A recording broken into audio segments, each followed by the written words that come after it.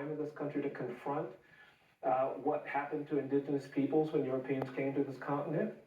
We've never really reckoned with the legacy of slavery. Most people don't know that there were 10 million black people enslaved in this country. They don't know the details of all of that abuse.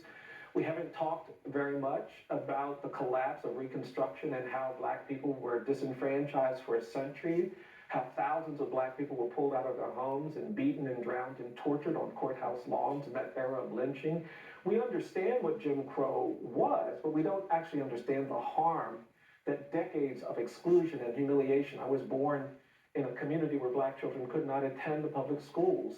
I saw those signs. My parents had to navigate the humiliation of Jim Crow, and those signs weren't directions, they were assaults. They created real injuries, and we haven't talked about those injuries, and we haven't really committed to repairing the harm. So I think the first thing that Truth and Justice requires is that we actually become more informed about the truth of our history, not because we want to punish people. When I talk about slavery and lynching and segregation, I have no interest in punishing America or people who were implicated in that. My interest is liberation. I actually think there is something that feels more like freedom, more like equality, more like justice, and it's waiting for us, but we're being constrained by our unwillingness to talk honestly about the burden of this past, which I think has created toxins in the air. It's like there's pollution everywhere in this country because we haven't been honest about this history.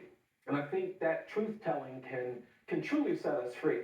Bryan Stevenson, the book is Just Mercy, updated with a new prologue 10 years after its initial release. Always a pleasure to speak with you.